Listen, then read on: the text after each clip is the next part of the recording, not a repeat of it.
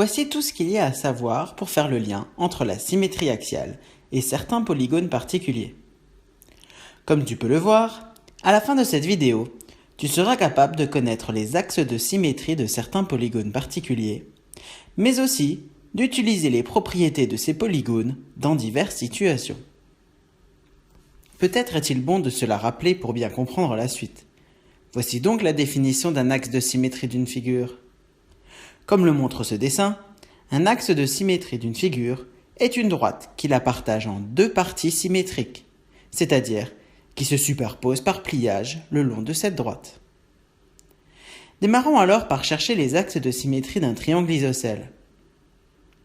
Il n'y en a qu'un seul, la médiatrice de sa base. Grâce à cet axe, on peut déduire une nouvelle propriété des triangles isocèles. Un triangle isocèle possède deux angles de même mesure. Cette propriété va donc naturellement se retrouver chez le triangle équilatéral. Le triangle équilatéral étant un triangle isocèle particulier, on peut facilement observer qu'il possède trois axes de symétrie, chacun étant la médiatrice de l'un de ses côtés. De ce fait, on en déduit aussi une propriété des triangles équilatéraux. Un triangle équilatéral possède trois angles de même mesure. Passons maintenant au quadrilatère, et plus particulièrement au losange. En réfléchissant bien, on remarque aisément qu'il possède deux axes de symétrie, les droites portées par ses diagonales. Cela permet donc d'en déduire deux propriétés des losanges. Un losange est un quadrilatère dont les diagonales sont non seulement perpendiculaires, mais qui se coupent aussi en leur milieu. De plus, les angles opposés d'un losange ont la même mesure. Voyons maintenant ce qu'il en est du rectangle. Ce dernier possède deux axes de symétrie, les médiatrices de ses côtés. Grâce à ces axes, on peut déduire différentes propriétés des rectangles. Tout d'abord, on retrouve le fait que les côtés opposés d'un rectangle sont de même longueur. De plus, un rectangle est un quadrilatère dont les diagonales sont non seulement de même longueur, mais qui se coupent aussi en leur milieu. Évidemment, en connaissant bien les propriétés qui viennent d'être vues, il est facile de retenir celles concernant le carré.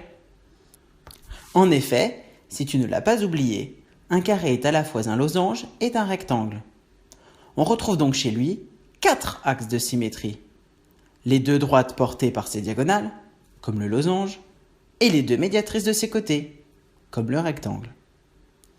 Par conséquent, ce sont toutes les propriétés précédentes que l'on va retrouver dans un carré. En particulier, on retiendra qu'un carré est un quadrilatère dont les diagonales sont de même longueur, sont perpendiculaires et se coupent dans leur milieu. Maintenant que tu connais toutes les propriétés à savoir, c'est à ton tour de les utiliser. Réponds aux questions suivantes dans le temps imparti. Au besoin, n'hésite pas à faire pause avant que la réponse ne s'affiche. Voici la première question.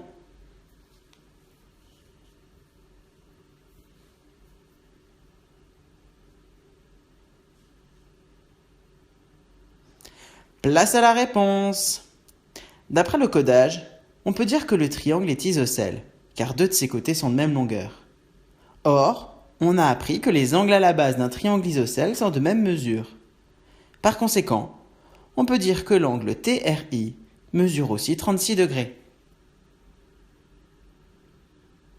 Et maintenant, une deuxième question.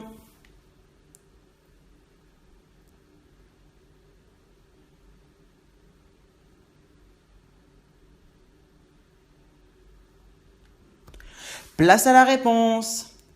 Si l'on traduit correctement le codage de la figure tracée, on sait alors que ces diagonales sont perpendiculaires, mais aussi qu'elles se coupent en leur milieu. Cela signifie donc que le quadrilatère QUAD est un losange. Ça y est, te voilà normalement prêt pour le travail qui t'attend en classe. Mais n'hésite pas à revoir cette vidéo autant de fois que tu en auras besoin.